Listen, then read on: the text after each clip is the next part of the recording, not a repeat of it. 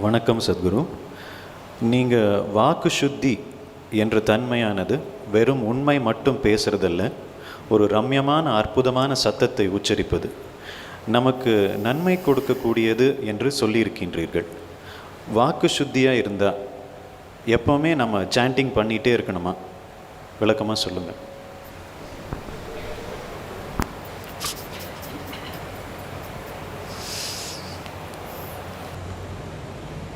So speech is a special gift to a human being. In terms of the complexity of what a human being can utter, no other creature can do this. Well, an elephant can trumpet louder than us. It can have you paralyzed.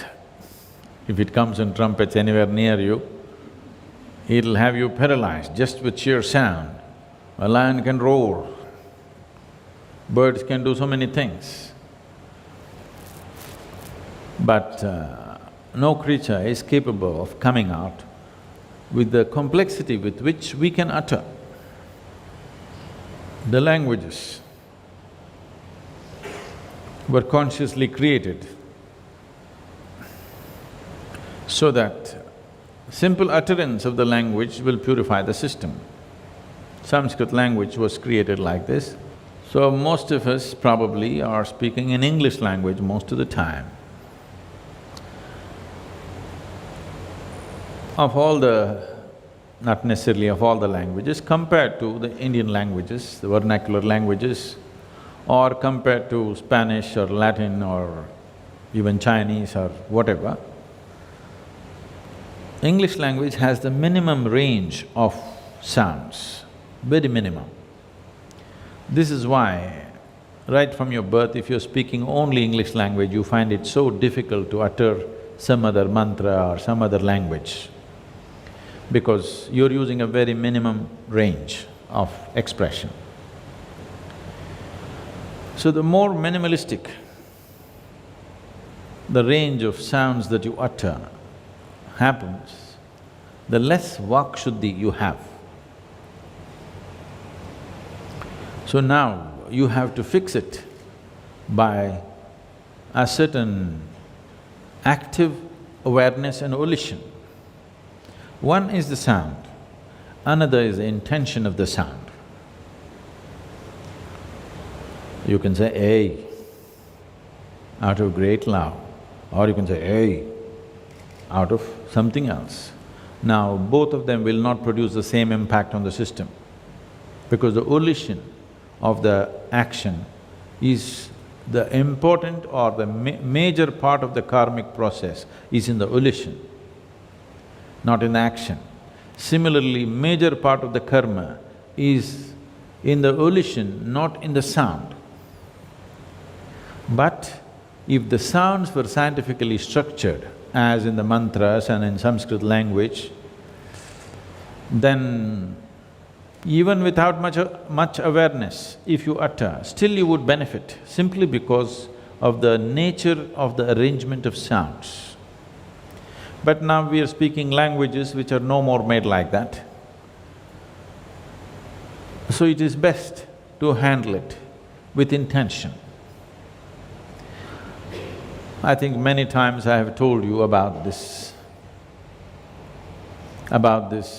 lady who came out of a concentration camp during the World War II, and she took a vow, you know. So just took a vow, if I speak to somebody now, if this happens to be my last, it could be. If this happens to be my last words to this person, how I would utter this? Like that I will utter to whoever I speak. It's a fantastic way of fixing your Vak Shuddhi. Vak Shuddhi means cleansing the sounds that you utter. To become conscious of the sounds, the science of sounds and the impact that this has on us and how to come to this, it is a phenomenal thing, it's not going to happen in a lifetime to understand. This is Nada yoga, it takes a whole lot of things. So for that, to do Nada yoga, you have a chant, if you keep it going whenever. I never consciously think about this, but if I sit, stand, Shambho Shiva simply happens to me, not because I intend to utter it. My breath just takes that form. It is not happening just because I sit in a program or I am doing something important or not important. You can just bring it into your life like that.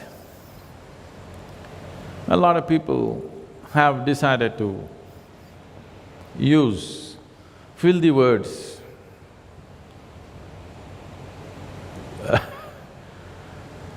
in their conversations, or these days particularly I'm seeing the youth in United States trying to form a whole sentence with just one word,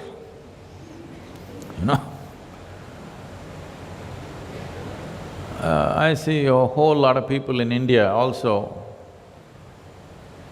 have picked these things up, and when they utter these words, people keep on saying, shit, shit. I keep reminding, please don't do it here, please don't do it here. So, this is one way of bringing the right kind of reverberation in the system.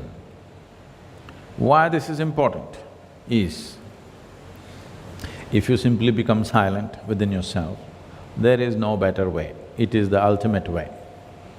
If you can just simply become still within yourself, that is the best way. If that's not happening, the next best and the next best is like this. You can say Shiva, it is the closest things to stillness.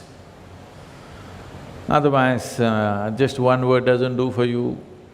You can have a little more elaborate, you need a sing-song, you can do Brahmananda Swarupa, something, or whatever mantra you picked among those 5, 6 that are there.